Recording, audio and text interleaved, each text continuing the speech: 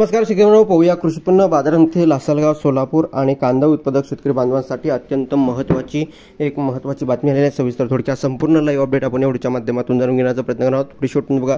अतिशय महत्त्वाचा हा व्हिडिओ जर आवडला तर नक्कीच लाईक करा। सोलापूर या ठिकाणी कांद्याची आवक काय आहे, आज आवकेत वाढ झालेली आहे।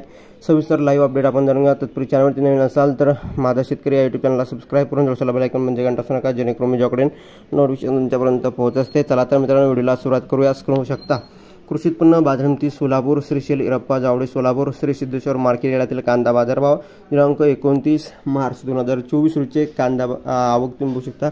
310 कांदा गाड्यांची आज आवक आहे।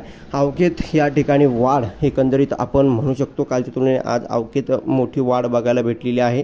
सोलापूर बाजार समितीमध्ये श्री शैल इरप्पा जावडे सोलापूर, श्री सिद्धेश्वर मार्केट यार्डातील कांदा गाड्यांची आवक आहे। त्यानंतर बाजार समिती सोलापूर, नंतर लासलगाव कृषी उत्पन्न बाजार समिती, श्री छत्रपती शिवाजी महाराज कृषी उत्पन्न बाजार समिती लासलगाव दिनांक 28 मार्च 2024 गुरुवार रोजचे बाजारभाव बघण्यापूर्वी ते हे 29 मार्च 2024 रोजचे बाजारभाव आहे।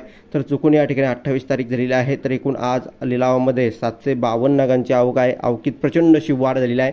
तर उन्हाळ्यासाठी 752 नगांची आवक आहे। कांदा आवक अंदाजे क्विंटलमध्ये बघितली तर 13,826 क्विंटलची आवक दाखल झालेली आहे। बाजारभाव रुपये प्रति क्विंटल प्रमाणे बघितले तर उन्हाळा कांदा कमीत कमी 800, जास्तीत जास्त 1651 आणि सरासरी 1580 रुपयाचे मार्केट चालू आहे। भावात चढ उतार चालू आहे। आज आवकेत सुद्धा या ठिकाणी चढ उतार आहे। कालच्या तुलनेने आज प्रचंड प्रमाणात आवक अशी वाढलेली आहे आणि भावात सुद्धा चढ उतार मार्केट यार्डामध्ये बघायला भेटत आहे। कालच्या तुलनेने थोडीफार सुधारणा चढ उतार मार्केट यार्डामध्ये आहे।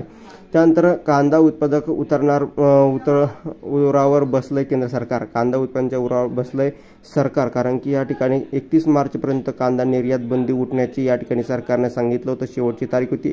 परंतु पुढील आदेशापर्यंत कांदा निर्यात बंदी कायम राहील असं या ठिकाणी केंद्रातून एक नोटिफिकेशन जारी करण्यात आलेलं आहे आणि शेतकऱ्यांच्या छाताडावर, सरकारच्या उरावर हे केंद्र सरकार बसत आहे। मुळात 2 पैसे शेतकऱ्यांना मिळण्याची कायम अपेक्षा असते, परंतु 2 पैसे शेतकऱ्यांना मिळताना दिसत नाही। व्हिडिओ जर आवडला असेल नक्कीच लाईक करा। जास्तीत जास्त कांदा उत्पादक शेतकरी बांधवापर्यंत हा व्हिडिओ शेअर करा। यानंतर नाशिक जिल्ह्यातील एवढा संपूर्ण लाईव्ह अपडेट सोलापूर या ठिकाणचे बाजारभाव यानंतर व्हिडिओमध्ये बघणार। धन्यवाद। लाईक, शेअर आणि सबस्क्राईब, कमेंट करा। समाजा भेटूया पुणे अशा माहितीपूर्ण अपडेट्स म्हणजे महाराष्ट्र।